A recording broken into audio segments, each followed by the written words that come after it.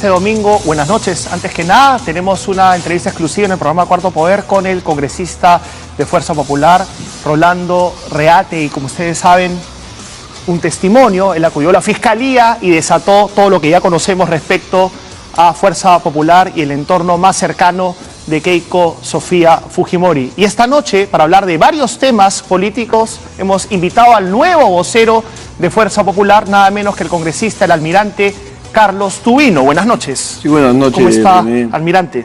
Gracias por venir. ¿Qué le parece lo que he escuchado de Rolando Reate? Mira, que dice que está siendo amenazado.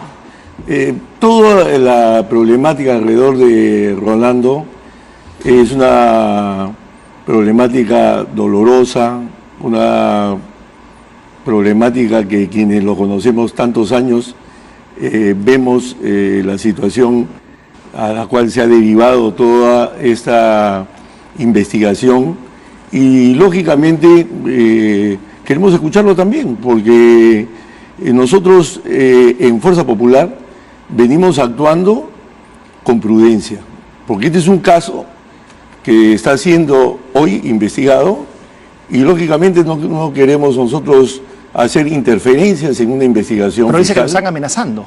Bueno, yo desconozco si alguien lo amenaza, quién podría amenazarlo, pero nosotros al interior de nuestra bancada, nosotros estamos actuando como corresponde. También dice que da a entender que hubo una alianza entre el APRA y el Fujimorismo. Sí, mira, yo Para el jamás he presunto escuchado blindaje a esto. Chávarri. Yo jamás he escuchado una alianza de ese tipo. Nunca, y yo he trabajado 3 años en la mega comisión, en el quinquenio anterior, pero yo nunca he recibido una directiva de alguien que me diga, mira, tenemos que actuar de esta manera u otra frente al APRA. O sea, yo lo considero que esto es un mito, esta alianza. Pura coincidencia nomás, las votaciones. Son coincidencias en votaciones porque... intereses comunes.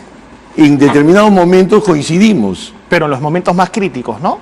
No necesariamente. O sea, por ejemplo, el presunto blindaje a Chávarri, o por ejemplo, la llamada ley Mordaza, ese tipo de cosas, ¿no? O sea, bueno, es que hay coincidencias políticas, y no solamente con ellos, también con la bancada de gobierno. Pero las que generan más discrepancias, las que exasperan más a la población, o al menos a un sector de la población, son las que le he mencionado.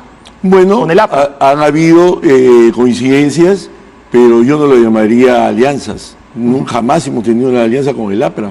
¿Usted niega de plano? Lo niego de plano, porque además nunca he recibido yo alguna puntualización, una directiva. ¿No está usted en el chat de la botica? Yo no he estado en el chat de la botica y aclaro, soy una persona de procedencia de la Marina, somos educados en disciplina en las comunicaciones.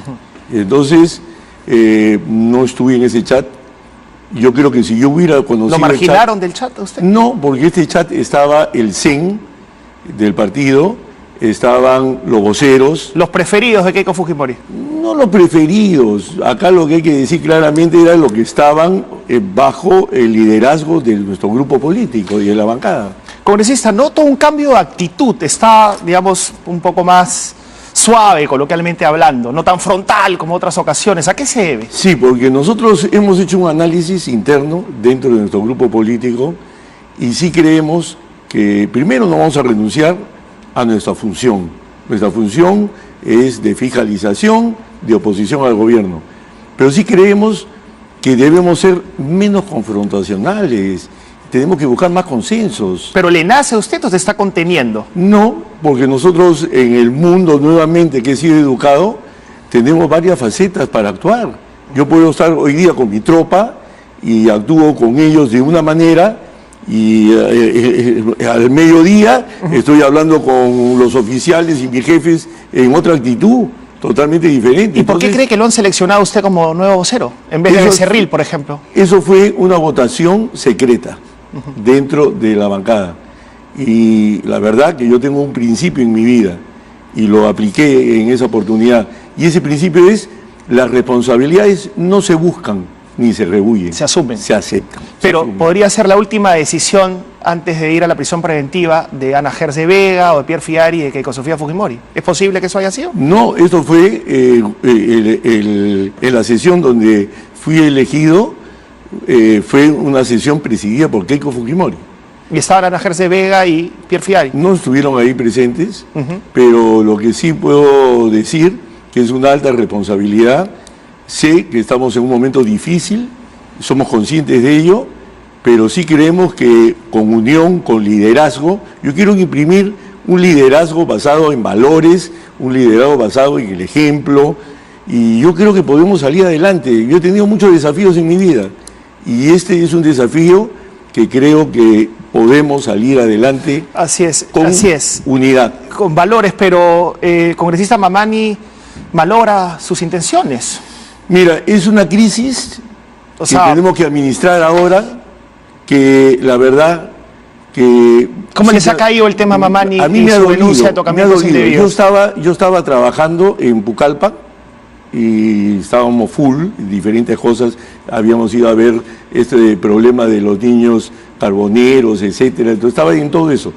Y alguien, uno de las personas que está a mi lado, me dice, ha salido en redes sociales que el congresista Mamani lo encontraron en estado etílico y que lo bajaron de un vuelo de Latam. Y justo usted habla de valores, ¿no? Y aparece esto. Claro, entonces, la verdad que yo dije, ¿cómo será esto? Entonces, yo inmediatamente me comuniqué con él. Él estaba en Puno y logré comunicarme y le dije, mira, ¿qué cosa es lo que ha pasado?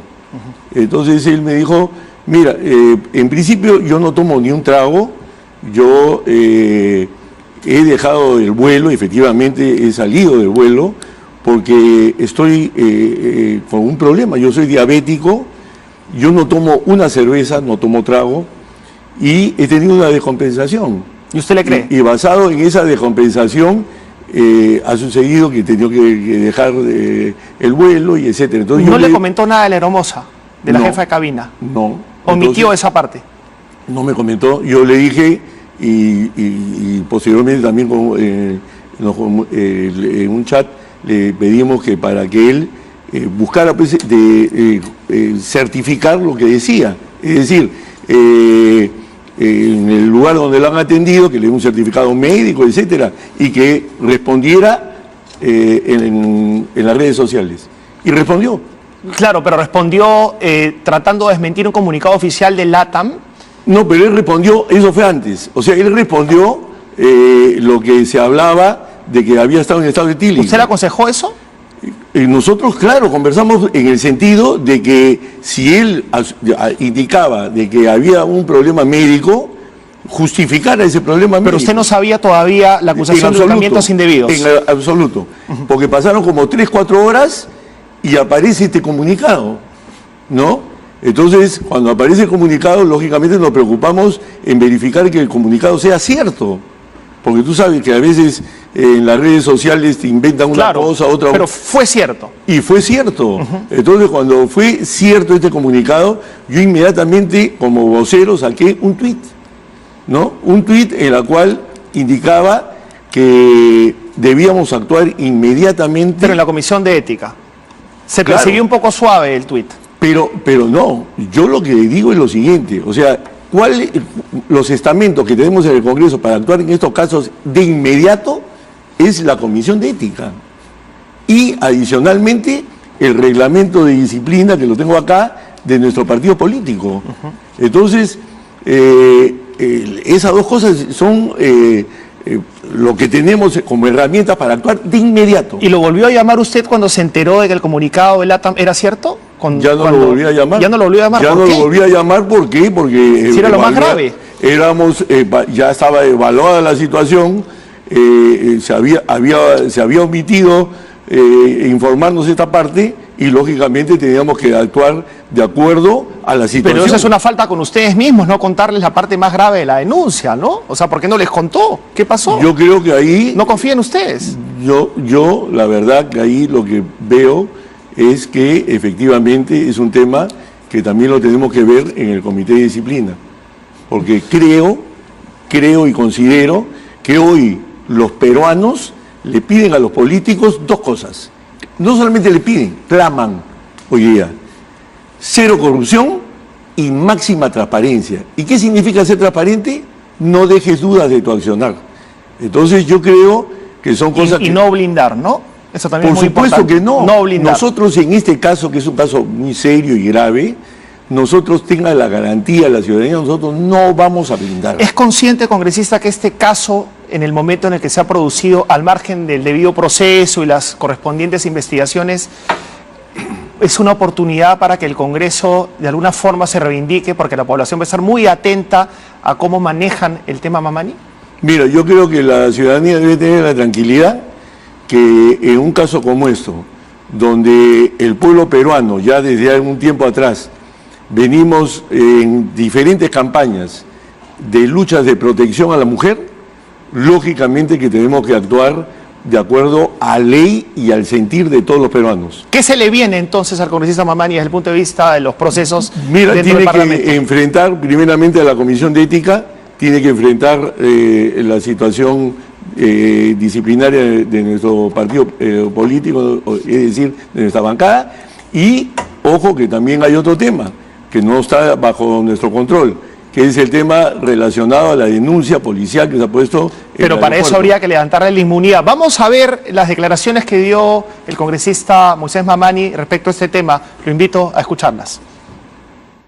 Gracias. Descarto la versión de la línea LATAM, lo que ha sacado su comunicado. Bueno, ellos señalan, y hay una señorita que lo está acusando de tocamientos indebidos, y señala que el capitán dispuso bajarlo del avión. A mí me bajaron del avión porque estaba delicado de salud. No me bajaron por el tocamiento indebido. Quiero aclarar ese punto. No me bajaron por atocamiento indebido, sino por delicado de salud que me encontraba. He sido el último pasajero en subir al avión. E incluso el médico del aeropuerto me atendieron ahí. Son muestras que pueden evidenciar lo que es. No hubo ni un atocamiento, nada por estilo. Bueno, hay dos testigos que respaldan la versión de la jefa de cabina, que han acudido con ella a hacer la denuncia en el Callao.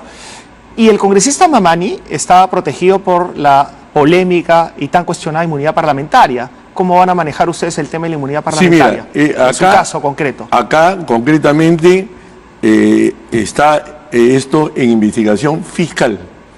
Y, lógicamente, en esa investigación fiscal puede llegarse a pedir el levantamiento de la inmunidad. Entonces, esos son los temas que nosotros estamos atentos y lógicamente nosotros vamos a seguir los pasos que se tengan que dar. Pero es que con la actitud que han tenido con su compañero, con su amigo, el congresista Donaire, desconfiamos, pues, porque el congresista Donaire se le ha pedido el levantamiento de la inmunidad parlamentaria por el Poder Judicial y ustedes... No, pero ahí había otro caso, o sea que hay que decir las cosas como son. ¿Ustedes lo siguen? No. En el caso de... Dos instancias, ¿ah? No. En el caso del congresista Donaire hay lo siguiente. Efectivamente, esto llegó a la Corte Suprema, pero él ha presentado un recurso de nulidad. Por eso mismo, almirante, entonces habría que esperar que esto llegue hasta la Corte Suprema del caso de Mamani para levantarle la inmunidad. No. Es que es el mismo razonamiento. Son casos diferentes. Pero es que es el mismo proceso. No. O sea, quiero decir, las mismas leyes. No, acá el tema es que yo he escuchado a algunos medios que dicen que en el caso del congresista Donaire se le ha blindado y cosas por el estilo. No se le ha blindado. Simplemente lo que se quiere es que cuando el proceso en el cual él se encuentra, donde se ha presentado un recurso de nulidad, concluya, entonces lógicamente el Congreso... Recién le levantaría la inmunidad, pero lo mismo podría aplicarse al congresista Mamani, él podría pedirles lo mismo, esperen a que mi caso llegue a la Corte Suprema y recién ahí me levantan la inmunidad. Acá son casos que hay que individualizar, ningún caso es igual, porque también en el caso del... Pero ¿por qué el privilegio con el congresista Donaire? O sea, lo que no se ve es que hay un doble, lo que se ve es un doble estándar. Usted está diciendo que si lo solicita la Fiscalía o el Poder Judicial, le levantarían la inmunidad a Mamani y a Donaire tiene que esperar a que llegue a la Corte Suprema. Pero acá hay dos cosas. En el caso de... Por eso es que se desconfía. No, es que acá hay que ver dos cosas. El levantamiento de la inmunidad tiene dos situaciones. El levantamiento de la inmunidad para el arresto, que tiene que estar todo concluido en el Poder Judicial en absoluto, o sea, todo ejecutoriado, para que en el Congreso se levante la inmunidad de arresto. Y otra cosa es la inmunidad de investigación. Son dos cosas diferentes. Entonces, Y el tratamiento es otro. Entonces, en el caso del congresista Mamani, por eso, estamos frente a una situación diferente al... ¿Y si piden el arresto de Mamani, le levantarían la inmunidad de arresto?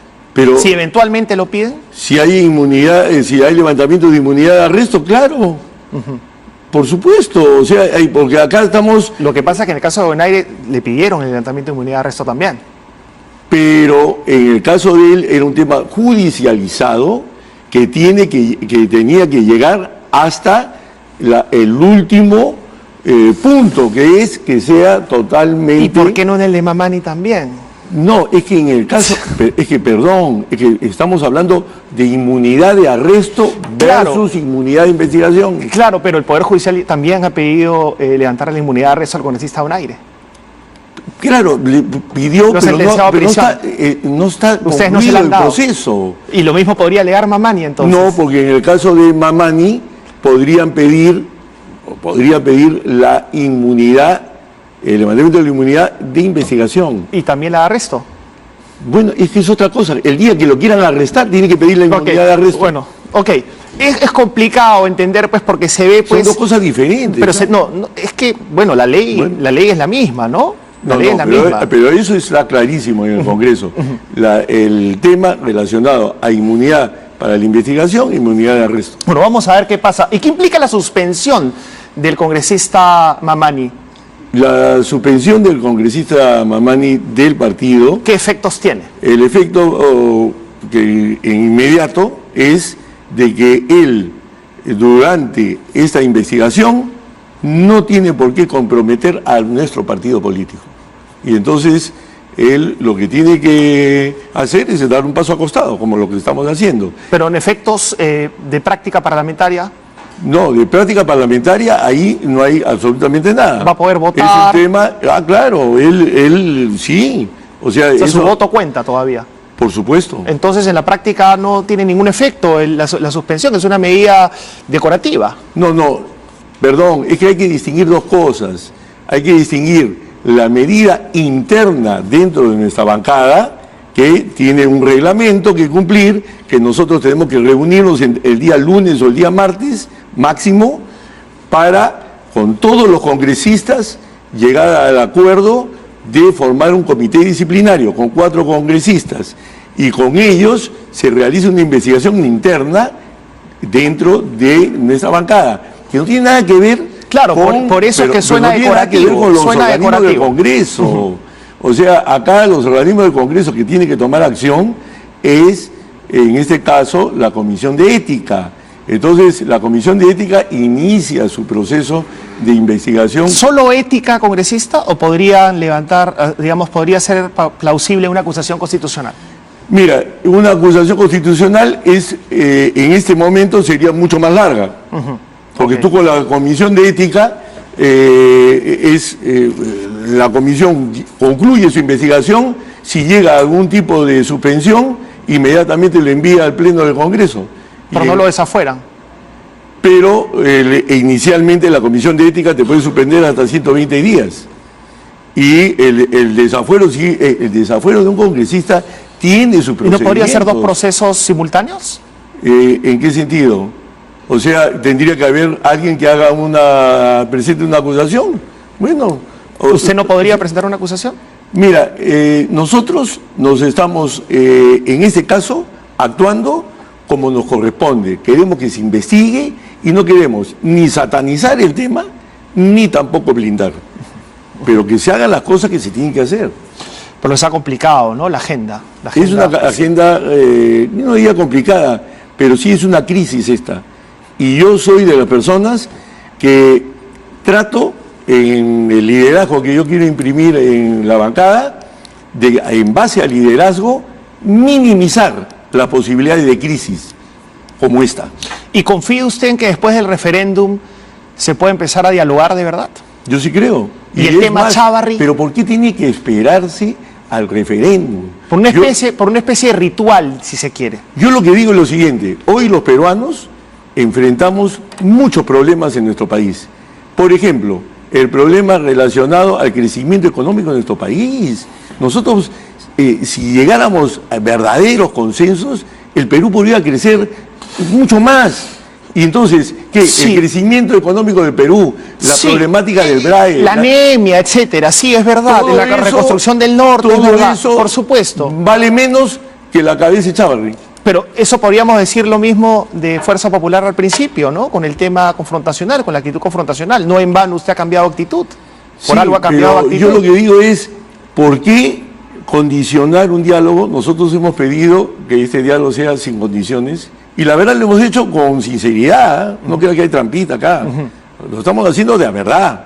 Y al final nos encontramos con que ni siquiera nos han contestado por escrito el documento. Yo creo que por lo menos la mínima cortesía, si alguien hace un documento y pone algo por escrito, cualquier cosa, hay que contestarle, ¿no? Y decirle, mira, ¿sabe qué cosa? No vamos a hablar con ustedes hasta tal fecha. O sea, es como efecto suspensivo. El tema Chávarri hay que ponerlo de costado.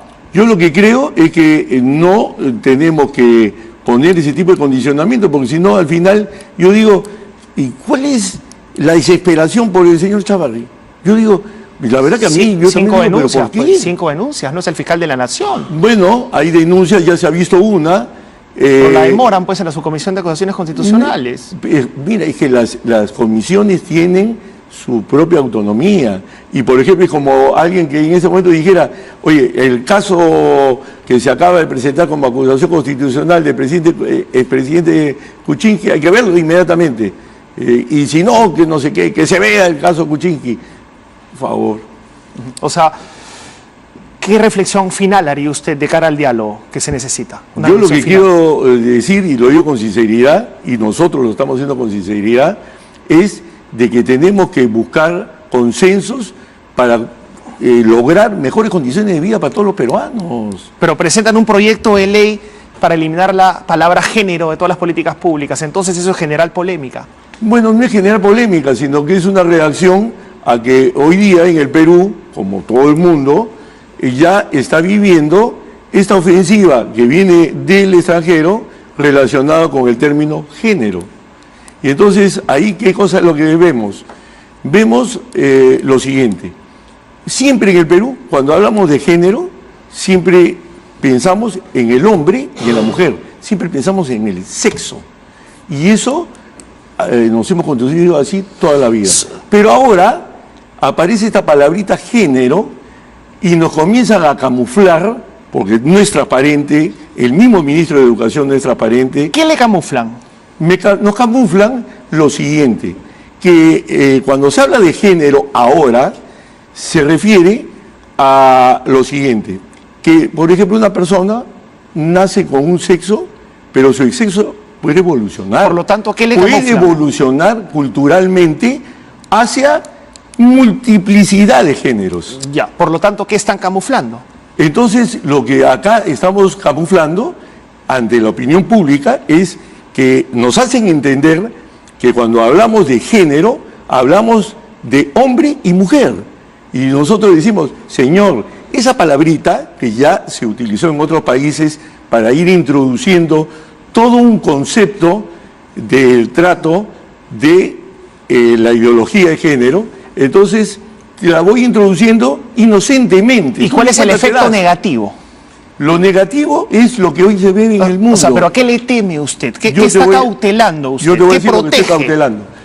Yo lo que cautelo acá, y lo que nos preocupa, inclusive a padres de familia, a muchos padres de familia, es que a un niño le comienzas tú a introducir en su mente diciéndole lo siguiente, mira, tú tienes tal sexo, pero ese sexo no tienes que mantenerlo toda tu vida. Y con lo cual, Tú ¿qué se lo lograría? que vas a hacer es que tu sexo puede evolucionar a cualquier género. Y hoy día en el mundo hay más de 100 Ya, géneros. pero por lo tanto, ¿qué pasaría si se abre esa puerta? ¿Se si podría abre esa homosexualizar puerta, al niño? que ¿Eso ya es ha lo que quiere decir? sucedido en Argentina, etcétera, hoy día ¿Qué podría pasar con los niños, congresista? ¿Qué podría pasar? lo que acá quiero Pero en una puntualizar- palabra, ¿qué podría pasar con esos niños? Lo que yo quiero puntualizar es lo siguiente, esos niños, ¿Qué es lo tú- peor que les puede pasar? ya, que al decirles esto y al inculcar en la educación de estas cosas, evolucionas a diferentes géneros. Pero Porque por eso, te gustaría, no, pero déjame decir, pon un por ejemplo, ejemplo. ¿Qué es lo peor que le podría pasar a un niño? que ese niño tendrá que aceptar el día de mañana que en el mundo existe, por ejemplo, voy a poner 20 géneros: bigénero, el género variable, sin género, intersexuales, pangénero, transhumanos, transféminas, transmasculinos, transexuales, intermasculinos, interhombres, intermujeres. ¿Y eso lo aterra a usted? No, yo lo que digo es, ¿y tú crees que esto es bueno para la moral pública? Lo dejamos para una próxima invitación en ese programa o en Cuarto Poder, un reportaje, porque es un tema del cual hemos conversado usted y yo varias veces y vamos a seguir conversando a ver si podemos llegar, aunque sea a algún acuerdo, porque es complicadísimo. Muchísimas gracias, congresista, por su presencia. Nosotros vamos a una pausa y regresamos de inmediato con el ex primer ministro Pedro Cateriano.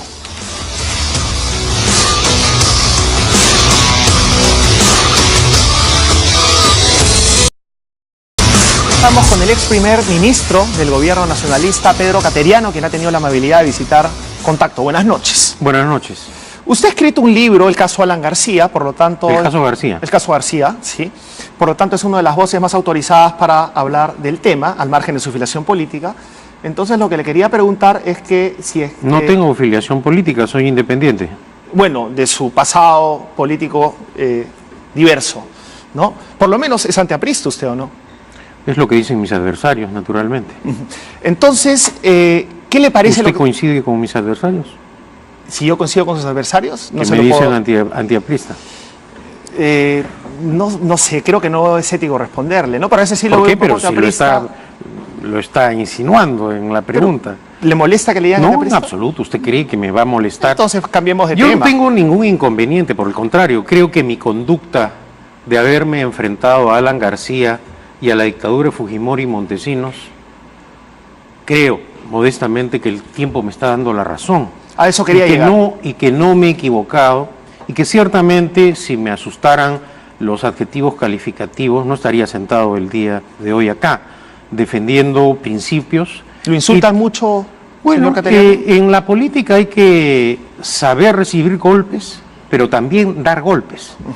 Y creo que en este contexto lo que estamos apreciando es a un Alan García desesperado, porque gracias a un trabajo de IDL Reporteros se ha desbaratado toda esta coartada que él preparó y que al final ha probado que Odebrecht le pagó $100.000 por una conferencia, no porque se trata de un intelectual de prestigio internacional, no porque es un estadista con reputación de eficiencia y honradez, sino porque esto formaba parte de un favor político, para decirlo de alguna manera, porque claramente acá hay indicios de un cohecho, y esto naturalmente tiene que ser investigado por el Ministerio Público y el Poder Judicial. ¿Le parece que se ha establecido la relación? O sea, porque el gran debate es si el expresidente García tenía que haber sabido que el origen de su pago era la caja 2 de Odebrecht. ¿Qué le parece a usted ese debate? Bueno, en primer lugar, un expresidente de la República no puede recibir dádivas de una empresa que ha sido contratista del Estado. Pero él dice que no sabía. Y el señor García es tan perspicaz que a esa conferencia viajó con el señor Barata, acompañado en el mismo avión, que es algo que se ha olvidado reiterar. Entonces, este es un escándalo de magnitud. ¿Por qué razón? Porque en el primer gobierno de Alan García, en el proyecto del tren eléctrico, al expresidente García se le acusó de haber recibido un soborno, y el señor Siragusa dio su testimonio a la Fiscalía italiana, al fiscal Vittorio Parayo, y se descubrió que el testimonio de Siragusa era cierto, que ese soborno se depositó en la cuenta que él proporcionó a la justicia, y esa cuenta resultó ser de propiedad de Alfredo Zanatti, de una empresa de Zanatti. También en una entrevista corroboró esa versión. No corroboró esa versión, fue otro caso. A raíz de una asignación de dólares MUC que en ese entonces los repartía a sus amigos Alan García, García citó a Zanatti y le dijo, bueno, ¿cómo es la mía? No tenía relación esa célebre frase con el soborno del tren eléctrico. Entonces lo que hay que preguntarse es cómo con estos antecedentes, en su segundo gobierno, no tomó las providencias del caso Alan García para que un soborno como el que se ha acreditado, porque el soborno de $24 millones no ha aparecido por arte de magia en el Banco de Andorra, es producto de una investigación de la judicatura brasileña corroborada también por los propios funcionarios de Andorra y los ejecutivos de Odebrecht. Pero entonces, en este caso, ¿cómo responder que los que piden una investigación o los que solicitamos una investigación somos imbéciles, si lo que hay son pruebas de corrupción nuevamente en el mismo proyecto y en su segundo gobierno? Y acá no estamos hablando de odio político ni de venganza política, porque ¿quién ha tenido el poder estos últimos 24 meses en el Perú? La aliada del señor Alan García, la señora K. ¿Quién ha controlado el Parlamento? ¿Quién ha atropellado la constitucionalidad del país? El señor Mulder. El señor Mulder, él planteó 2 proyectos legislativos manifiestamente violatorios del orden constitucional. Se le advirtió, pero con la fuerza de los votos de Fuerza Popular hizo aprobar. Y el Tribunal Constitucional le enmendó la plana. Uno de ellos para ahogar la libertad de prensa, opinión y expresión en el Perú, es decir, una amenaza directa al sistema democrático. Entonces, quienes han venido amenazando el orden democrático no son precisamente los miembros de este débil gobierno, ni del anterior que cayó debido a la inconsecuencia de Pedro Pablo Kuczynski. Sí, hay varios asuntos ahí. Yo, antes de ir a la pausa, quería preguntarle si la donación del Cristo del Pacífico podría ser también implicada en este proceso. Yo creo que el tema más grave son los 24 millones de dólares del soborno. Eso está documentado. Y que las evidencias que ha mostrado ahora Gustavo Gorriti con IDL Reporteros son pruebas que de todas maneras tiene que indagar no solamente la Fiscalía, sino el Poder Judicial. Por supuesto. Y en esta ocasión, García, por vez primera, va a responder ante un fiscal independiente. No va a ser, como lo vimos hace algunos meses, un interrogatorio en donde cuente con Mulder y Becerril amenazando o bloqueando a aquellos tímidos parlamentarios que intentaron interrogarlo.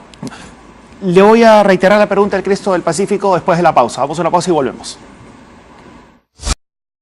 ¿No le parece que está establecido en el reportaje IDL el vínculo de Alan García con Odebrecht? ¿Así de claro es el asunto?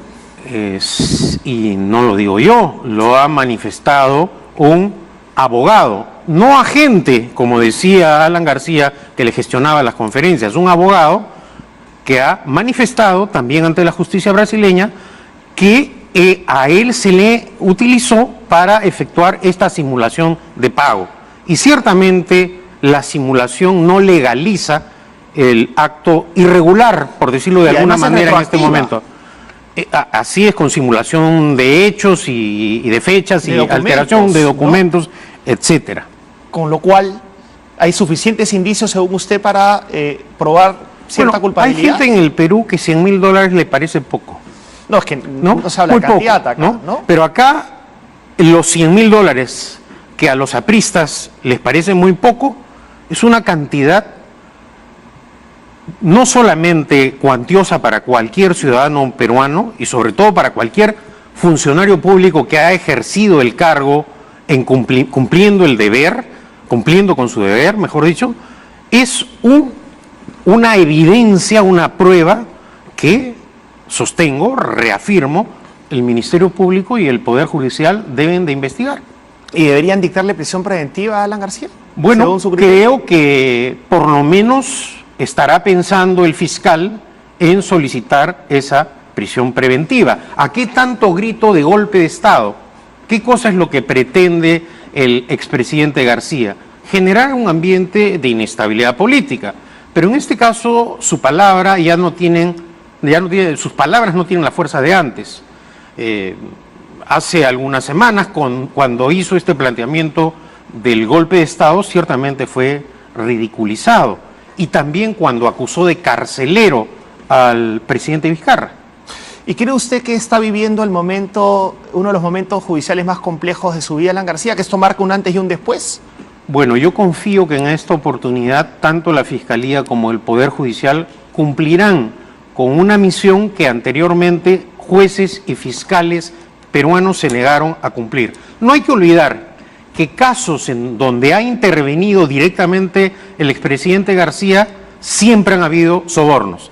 Se decidió depositar nuestras reservas internacionales en el BCSI de Panamá y se descubrió un soborno gracias a la acción del fiscal de Nueva York, Robert Morgenthau. Siragusa lo acusó de haberle pagado un soborno y Sí, gracias a eso la es lo que acción de ella un dijo. fiscal italiano y de un juez de Gran Caimán se corroboró que ese soborno se depositó. Pero lo que dice muy y bien ahora es que lo juzgaron, y que sí lo juzgaron. Nunca lo juzgaron. Antes del golpe de Alberto Fujimori. O sea, Tan- que el Poder Judicial sí se pronunció. Tan no lo juzgó que precisamente cuando se redacta la nueva Constitución para evitar lo que aconteció con Pedro Méndez Jurado, el fiscal de la Nación, que en ese entonces no lo denunció ante la Corte Suprema, se modificó la actual Constitución. Y en la actual Constitución se establece claramente que cuando el Parlamento acusa, el fiscal de la Nación tiene la obligación de denunciar para que exista investigación Sí, judicial. pero esa ley no existía en ese momento, No, entonces ese artículo nos constitucional. guste o no, el ex fiscal Méndez Jurado tenía la facultad de hacer lo que hizo. No solamente Méndez Jurado, sino, ojo, en la anterior Constitución, el presidente de la República designaba a los vocales de la Corte Suprema. Con Y lo cual- cuando envió eso a su profesor del Colegio Eguren, que lo designó como vocal supremo, se negó a investigar. Entonces después vino la prescripción, por eso es que después vino la Después prescripción. vino Le la convino el golpe de Estado a Alan García. Después vino la prescripción en ese caso y en el del tren eléctrico, porque además en ese entonces tampoco existía la figura de lavado de O activos. sea, procesalmente le convino el golpe de Estado a Alan García. Alan, sin ninguna duda, es el único, creo, beneficiado con el golpe de Estado del 5 de abril, porque además él obtuvo el asilo diplomático de Colombia y con ello una protección jurídica. ¿Y qué le parece a usted todo este debate que hay, no solamente por el caso Alan García, sino también por el caso Ollantumala, por el caso de que con Sofía Fujimori, de que ellos aducen que no sabían el origen del dinero y que esa es la gran meta de la Fiscalía? Va a tener que demostrar que ellos sabían del origen ilícito del dinero. Primero que el dinero era ilícito y después que sabían. Claro, acá hay un debate jurídico central. Hace meses yo he manifestado y reitero mi posición jurídica que en nuestro ordenamiento jurídico el financiamiento ilegal de las campañas no está tipificado como delito. Tesis que no defendían los fujimoristas ni los apristas. Por el contrario, cuando se ordenó la detención preventiva de los esposos Humala, ellos festejaron y aplaudieron las resoluciones de Concepción Carhuancho. Ahora no, con sorpresa he visto estos días que los abogados que defienden a los fujimoristas ahora señalan que el financiamiento ilegal de las campañas no está tipificado como delito. Es decir, han cambiado radicalmente su punto de vista.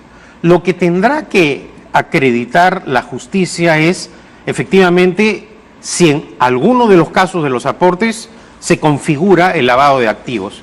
Pero el caso de la señora Fujimori es muy diferente al de los Humala, porque acá sí hay otras situaciones más graves, obstrucción a la justicia. ¿Qué es lo que ha servido para armar el esquema Exacto. de Y además, Domingo Pérez? ¿por qué se ha formado ese criterio y ha sido tan firme en esta ocasión Concepción Carhuancho? Porque es gente del núcleo duro de Fuerza Pero Popular. para la prisión preventiva, no para la cuestión de exacto. fondo. Bueno, pero ¿quiénes son los que acusan a la señora acá? Rolando Reategui, el congresista Salazar y el sobrino de Jaime Yoshiyama, que cuenta con detalles cómo entraba al closet Pero, del tío, la Jaime torre, la Yoshiyama monta- la flanqueó. Quiero decir que ya puso una barrera diciendo ella no sabía. Bueno, que es un método fujimontesinista. Fue el mecanismo de defensa que emplearon para defender a Fujimori y decir, él no sabía lo que hacía Vladimiro Montesinos. Y eso se cae... Autoría mediática es lo que quiere decir usted. No quiero decir eso. ¿Qué reflejan los mensajes telefónicos de la botica? Que la señora Fujimori al detalle manejaba la bancada. Párense, aplaudan, gritan, cruza la sala, dale una palmadita a Vitocho. Con lo cual no se iba a dar cuenta ella de su escandalosa campaña millonaria presidencial. Ella no preguntaba de dónde salen los miles de dólares para fletar los aviones privados. Y Alan tampoco se dio cuenta de el pago retroactivo. Él nunca se ha dado cuenta de nada cuando le perjudica. Cuando perjudica a sus adversarios es cumplimiento de la justicia y la legalidad. Cuando lo afecta a él es persecución política, ciertamente. Pero usted también ha llamado persecución política a las denuncias en su contra. No. Hay una última de ellas que es por la compra de 20 aviones al gobierno de Corea del Sur. En absoluto, no me puede comparar usted a mí No, con no lo estoy Keiko comparando, Fujimori estoy ni con llamando Alan el García. término que usó. Yo, persecución de Fuerza Popular y del fujiaprismo, naturalmente. Pero política entonces, ¿o no? Yo le muestro un caso. Para la compra del satélite. Yo llevé al Parlamento el Tratado Ejecutivo Internacional para convalidar la compra del satélite. Fujimoristas y apristas votaron a favor, incluido Mulder, incluido el almirante que estuvo sentado hace un rato acá, votó a favor. Y se archivó después en la No, fiscalía. se aprobó el Tratado Internacional. Pero usted salió libre de la fiscalía.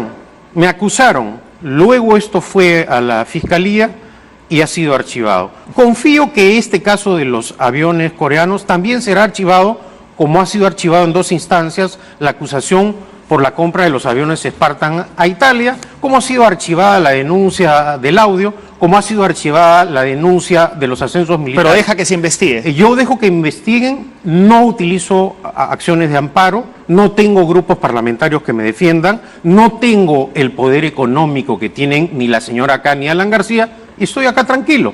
Y tampoco digo que hay golpe de Estado ni alteración del orden constitucional, naturalmente. Antes de despedirnos, quería un pronunciamiento suyo con su experiencia sobre lo que tiene que pasar entre las fuerzas políticas, porque estamos todos pendientes del tema judicial, que es bastante grave, lo estamos procesando. Pero ¿qué tiene que pasar? ¿Qué tendría que hacer Vizcarra y qué tendría que hacer, por ejemplo, el señor Tubino, representando a Fuerza Popular?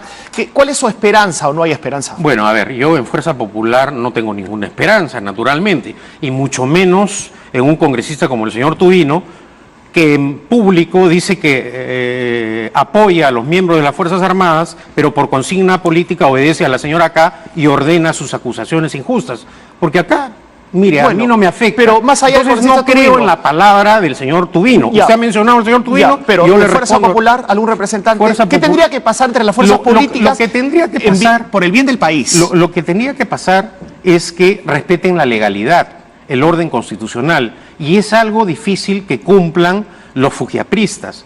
El caso de Mamani ya es Sí, una situación pero- que indigna. De La acuerdo. protección a Congresista, Yesenia quiero ir un Ponce. poco más arriba. No soy congresista. Perdón, es que lo ha sido, entonces queda la huella de su paso por el Parlamento y también en el gobierno nacionalista. Pero ¿no? en el gobierno nacionalista tampoco he sido parlamentario. Fue primer ministro. Eso sí. Su huella política. Tiene una huella política usted, pues, Bueno, señor Cateriano. le agradezco. Entonces, lo que le quiero preguntar es qué tendría que pasar después del referéndum. ¿Es, digamos, un punto de quiebre el referéndum? Es fundamental el referéndum. Ok, ¿y después Porque qué tendría que pasar? Yo creo que el referéndum es una magnífica oportunidad que tiene el pueblo del Perú para apoyar las reformas que ha impulsado el presidente Vizcarra con acierto. Y esa es una magnífica oportunidad en donde, de acuerdo a los resultados electorales, se deberá plantear un diálogo en ese contexto. Con las fuerzas políticas, entre ellas Fuerza Popular Naturalmente. y el APRA. Pero ojo, lo que hay que hacer también es luchar contra este cártel de partidos existentes en el Parlamento que evitan que, por ejemplo, candidatos que lideran las encuestas como Guzmán o Mendoza no tengan inscripción electoral por una ley que los propios partidos que están en el Congreso no han cumplido. Juez y parte, ¿no? Vamos a estar muy atentos a eso. Muchísimas Correcto. gracias por Buenas su noches. presencia aquí, señor Cateriano. Gracias. Vamos a la pausa y regresamos con el ex procurador Luis Vargas Valdivia para seguir hablando de estos temas penales tan complejos que nos tienen a todos muy atentos.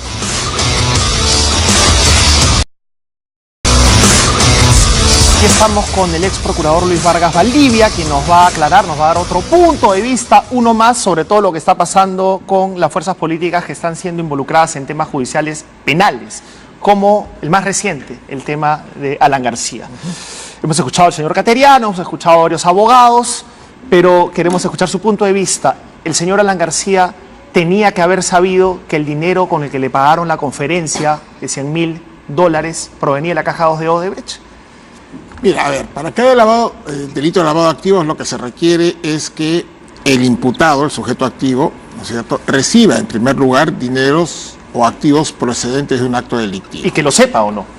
En segundo lugar, hay que acreditar que él sabía o debía saber, ¿no es cierto? Esa es la gran diferencia, es saber o deber saber. Y esa es la gran diferencia y esto explica por qué, en efecto, tanto el señor Humala como la señora Fujimori, ¿no es cierto?, el señor García están comprendidos en delito de lavado de activos. En el caso de los dos primeros, por haber recibido aportes para la campaña, ¿no es cierto?, y en este caso los aportes, ¿está probado que ese dinero procede de actos delictivos? Sí, lo ha declarado Odebrecht como empresa como los funcionarios. Lo que queda por saber es si tanto los señores Humala como la señora Fujimori sabían o debían saber. ¿Cómo determinamos si sabían o debían saber? Por la conducta que observaron al recibir el dinero.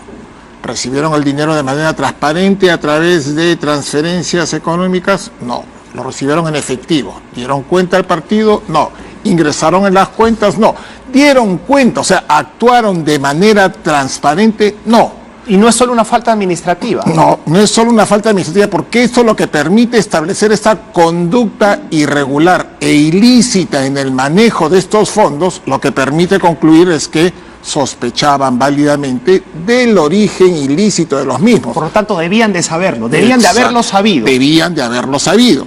Cosa distinta es si hubieran recibido el dinero y lo hubieran ingresado y al inicio de las investigaciones hubieran dicho, en verdad, en efecto, recibí esas donaciones de Odebrecht, pero me pidieron mantener esas donaciones en reserva.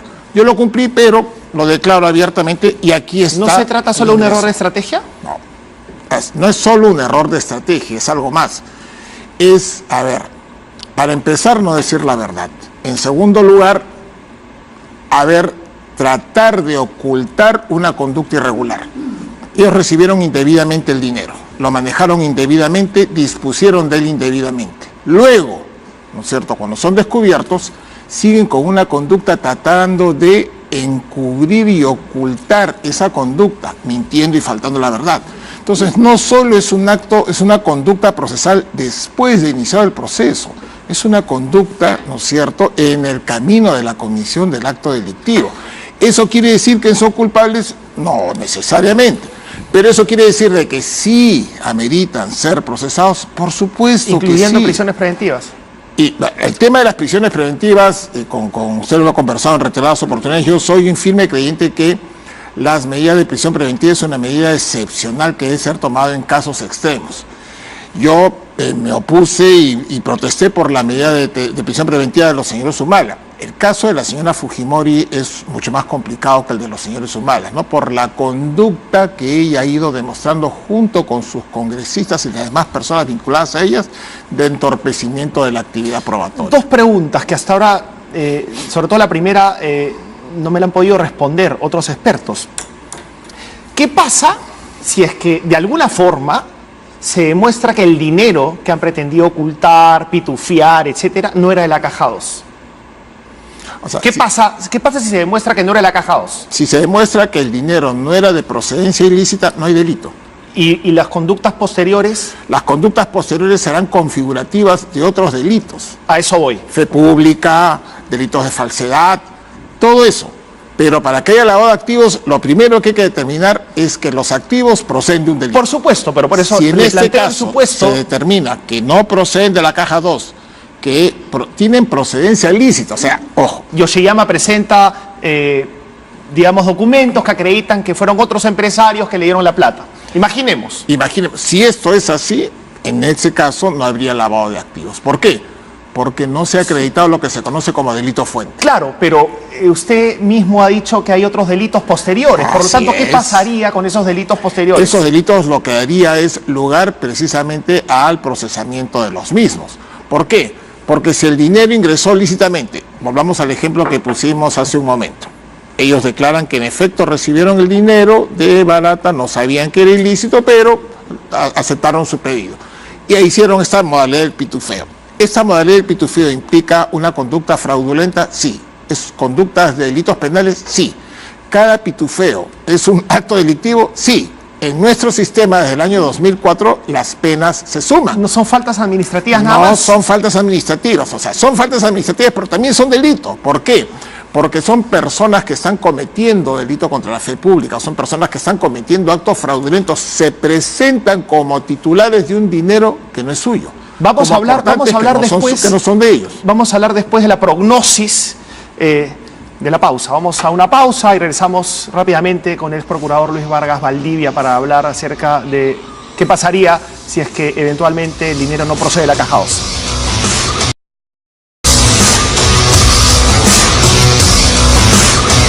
Seguimos con el ex procurador Luis Vargas Valdivia, que nos va a contar qué delitos se habrían cometido si es que se cabe en el supuesto de que el dinero de Fuerza Popular no proviene de la Caja 2. Claro, si fuera de procedencia ilícita, Yoshiyama presenta documentos. Claro, no estamos en delito de lavado de activos.